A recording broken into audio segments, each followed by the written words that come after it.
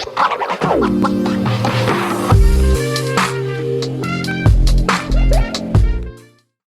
hello, and welcome back to another podcast episode with Brittney Bundles. You are listening to the Brittney Bundles podcast, where we empower people through entrepreneurship. And today what I'm going to talk about is my personal stance on debt. And this podcast episode is inspired by one of the comments that I got left under one of my videos on YouTube. Side note, if you are not following me on YouTube, I encourage you to do so. My YouTube channel is Brittney Bundles. And it was under a video where I was explaining my startup journey, how I got started with my salon, and how I wanted to be very conscious of not taking out business loans for that venture. Now, in that video, I didn't strongly state that there was anything necessarily wrong with anyone else that decides to take out a loan for their business venture. However, like I say on a lot of my platforms, ultimately, every entrepreneur has to decide which route is going to be best for them, which route is most feasible, which route is going to make the most financial sense, which route is going to put them in the best position. Because we all have different goals, we all have different financial structures, and we all have a different vision. And we all have different routes that we can take that may not be accessible to others. For example, you may be someone that can acquire a business loan, where someone else may not be in that position. But that still shouldn't hold anyone back from moving forward with their dreams. So my whole perspective is about moving forward with what you have, doing what you can with what you have, working with what you have at the moment, and working towards your goals. And so I'm going to be talking about, am I anti-debt? I'm going to be going over some of the concerns that I have in regards to debt, some of the positives in regards to debt, and I'm going to tie it all into business.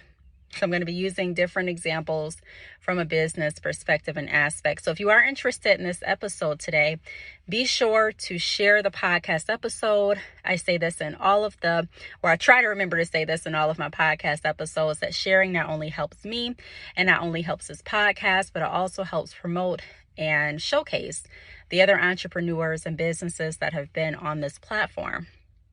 So go ahead and share. I'll give you a moment to share it on your social medias, to share it via text message, and to go ahead and get it positioned to play in your car if you're going to be picking someone up or riding with someone that you feel can benefit from this message. So I'm going to go ahead and give you a moment to share the podcast like I mentioned, and I'll be back in just a moment.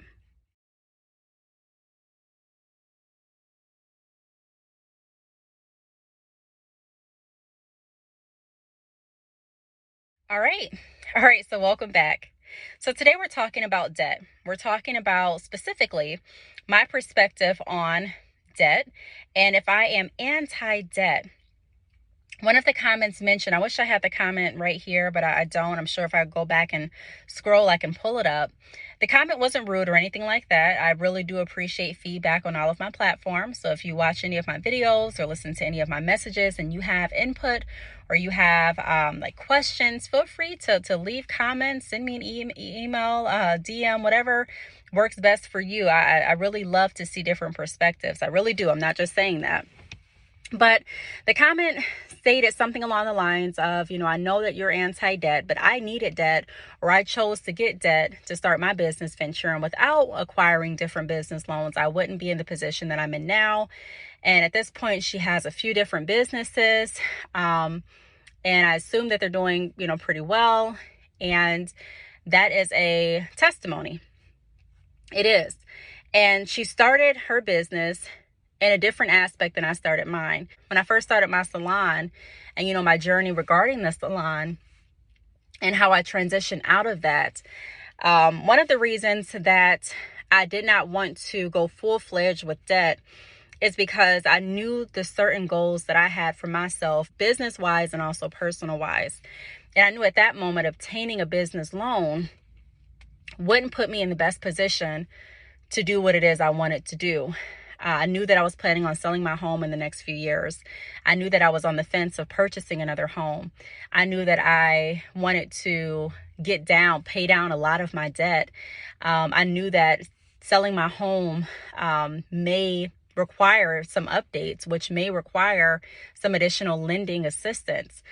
So I just wanted to be completely financially responsible and in the best place that I possibly could be, not only for myself, but for my family.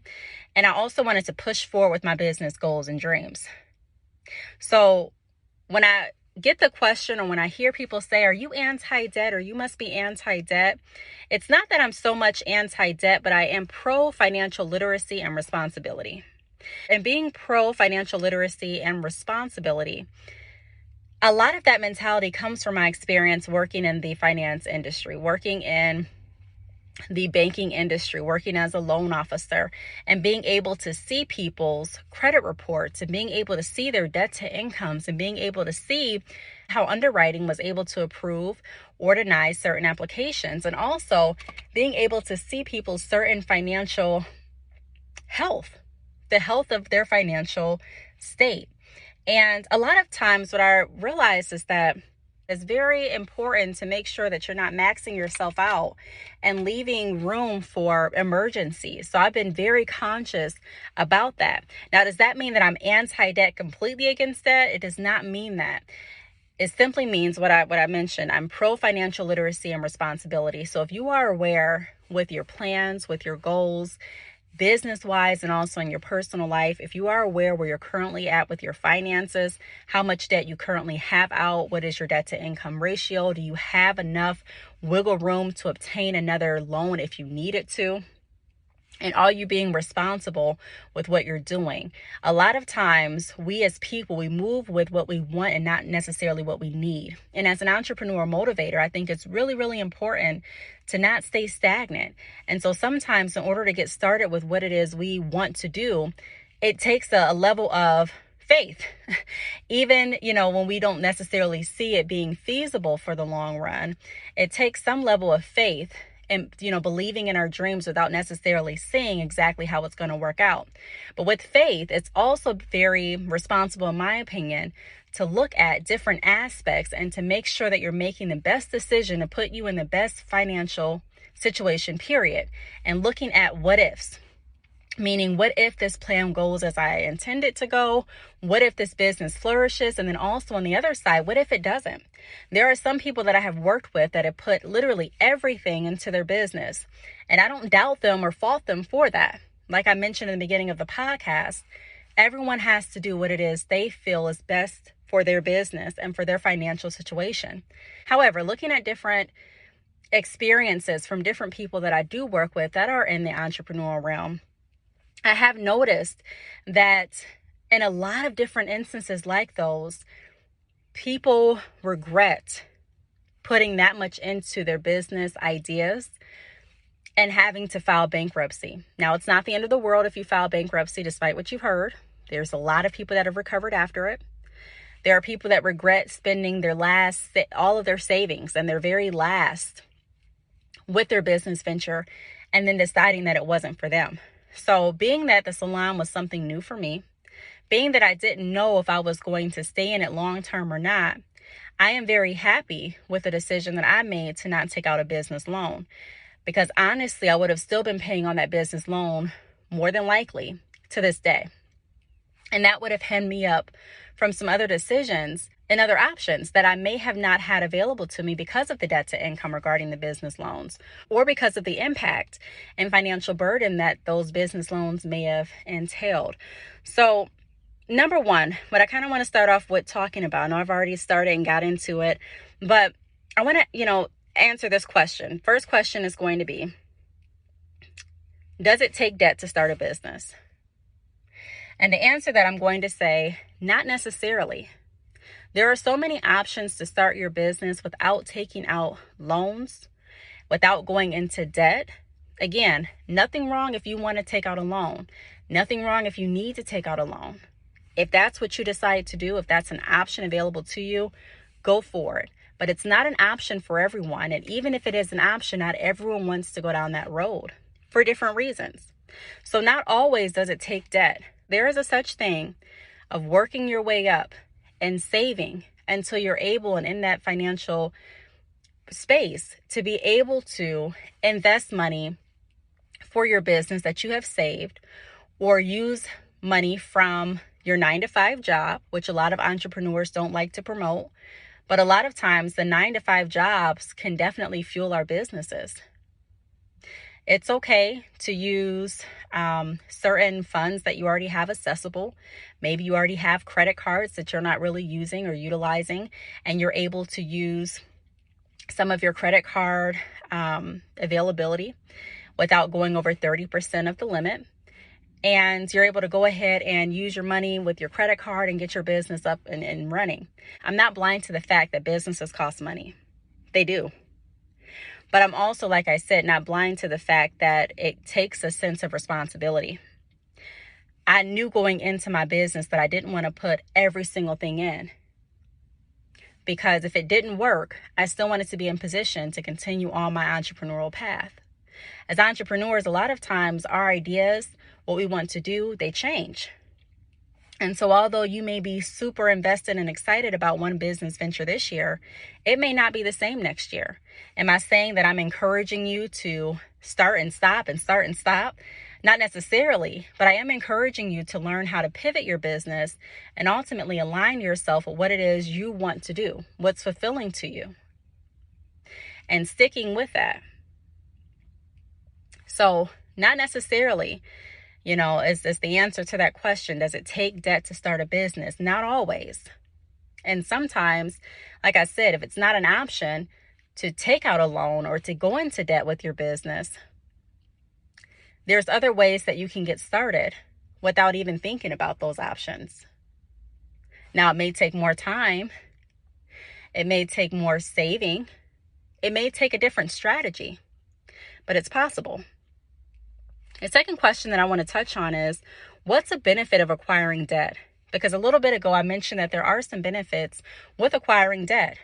As a loan officer, everyone that I saw that inquired about a loan application to actually take out funds for, either personal reason, a signature loan, a credit card, an auto loan, an RV loan, consolidation, which we still title under signature loans, just different things.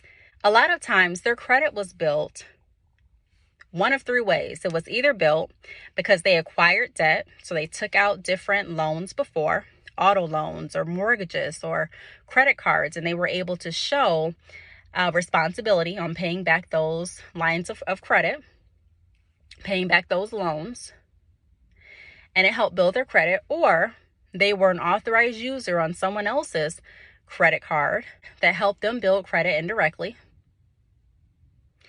And what was the other way? The other way was obtaining like a credit builder loan, which is like a loan that you can get through certain credit or finance institutions that will allow you to pay a certain amount each month.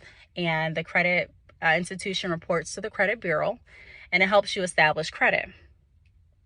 Either way, all of those ways involve someone obtaining some type of debt. So debt is necessary in a lot of instances, most instances that I know of, in order to obtain a solid line of credit, in order to establish credit history. So I'm not anti-debt because I'm pro-financial literacy and responsibility. And with taking that stance, I understand that it's very important to build your credit profile. And like I mentioned, acquiring debt is an important piece of that. So again, I'm not against debt. Sometimes it does require you to take out debt, depending on where you're at in your life, depending on what you're trying to do. Someone starting an online hair business is going to have different expenses than someone actually starting a brick and mortar hair supply store. What may cost someone $500 to get started may cost somebody else $15,000. And at that point, you have to look at what's most feasible for you. You have to look at how much you have saved. You have to look at your debt to income. You have to look at what your plans are in the next 5 years, in my opinion, to make sure that everything aligns. So there are benefits with acquiring debt, especially when it comes to establishing credit.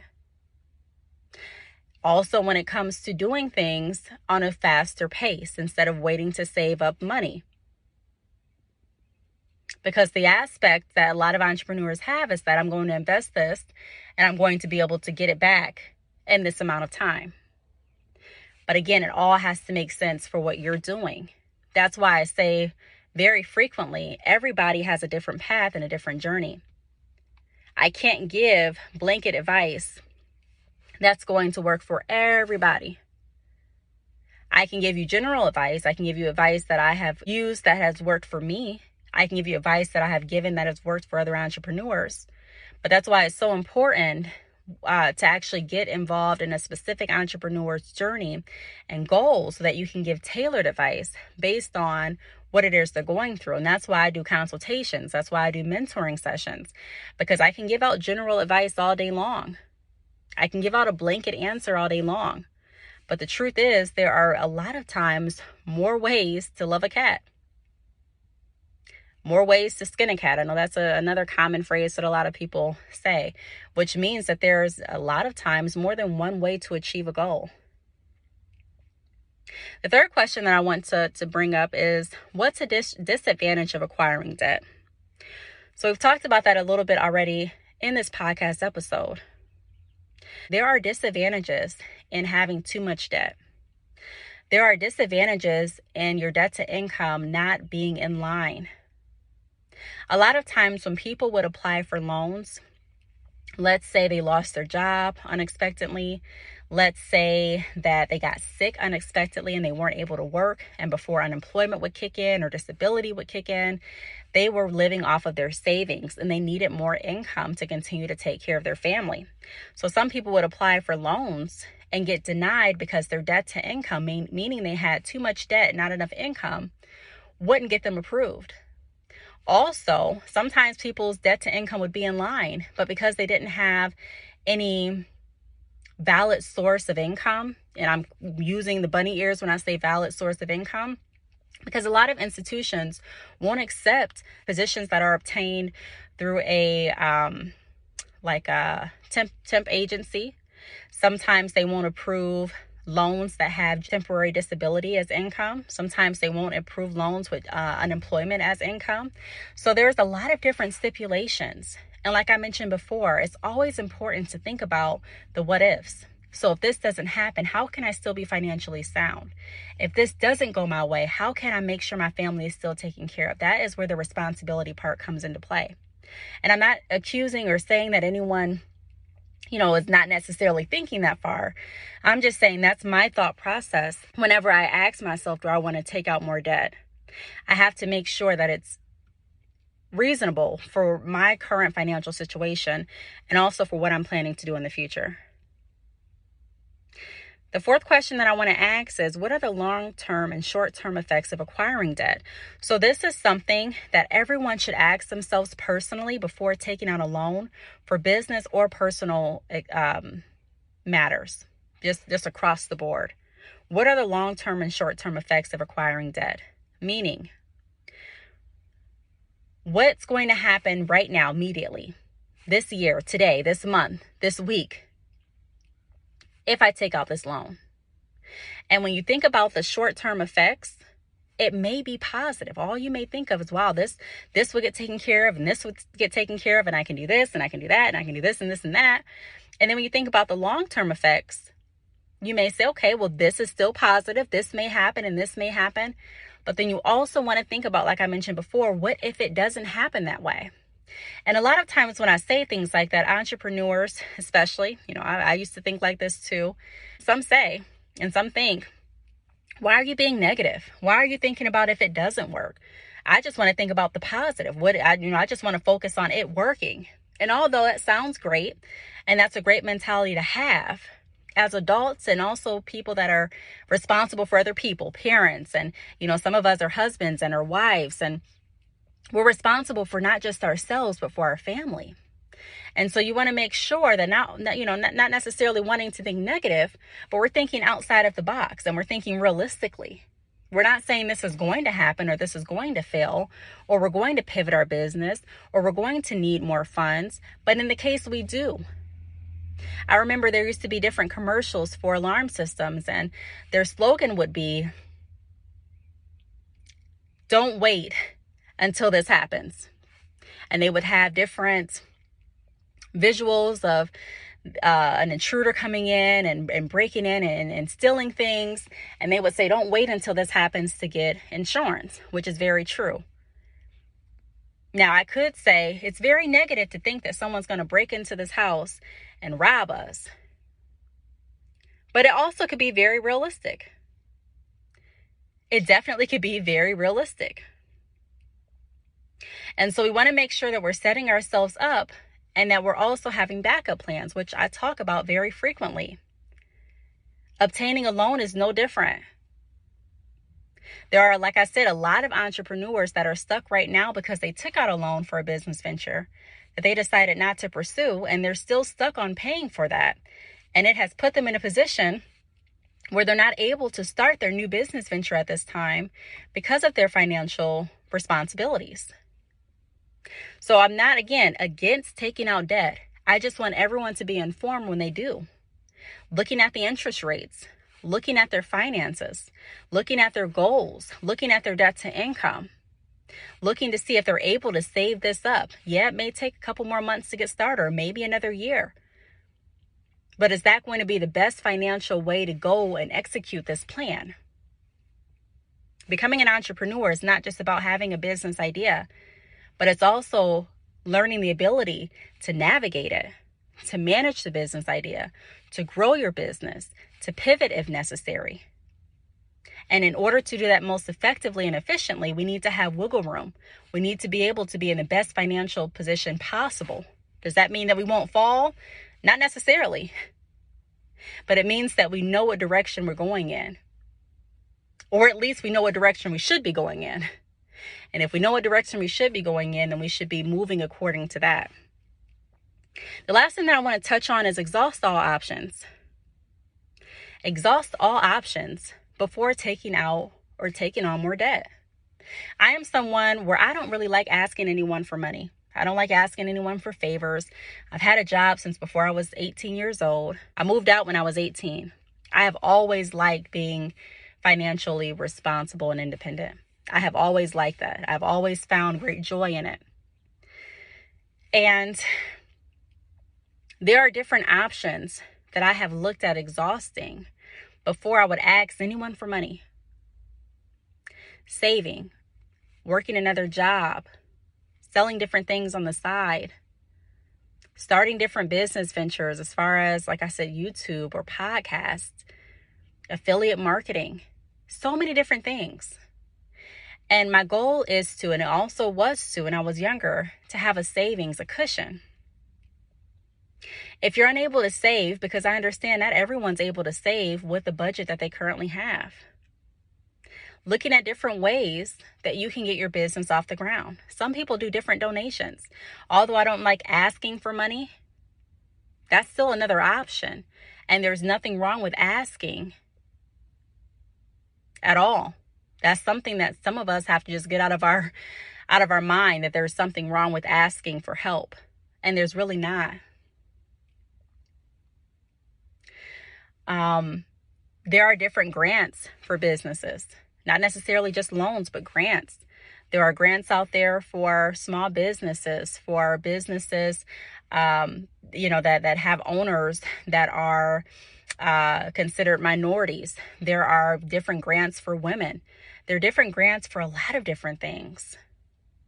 So making sure that you look at your resources in your community and making sure that you're taking advantage of all of the options that you have available is also something that is very positive and realistic and wise to do, in my opinion. So I really hope that this video helped kind of put in position my perspective on obtaining debt for your business. Not completely against it. Wouldn't say don't do it if it's something that you're set on doing, but I would say go over the steps that I mentioned and aim to be financially responsible and literate so that you know all of your options and you're able to map out what the best plan is going to be for you, even if this business doesn't take the turn that you expect it to take. Even if it takes longer to reap your return than what you're planning, you still want to make sure that you're able to continue and carry on in a financially healthy way. So I really hope that this podcast helps someone out there. If you'd like to be a guest on the Brittney Bundles podcast, please don't hesitate to email me. My email address is the letter B, Talks, Talks, @yahoo.com. Please also follow me on social media. My Instagram is Brittney_bundles. That is Brittney, BRITTNEY _bundles, BUNDLES. I am on Facebook, Brittney Bundles, Twitter, Brittney Bundles, and YouTube, Brittney Bundles. Until next time, I'll talk to you all in the next podcast episode.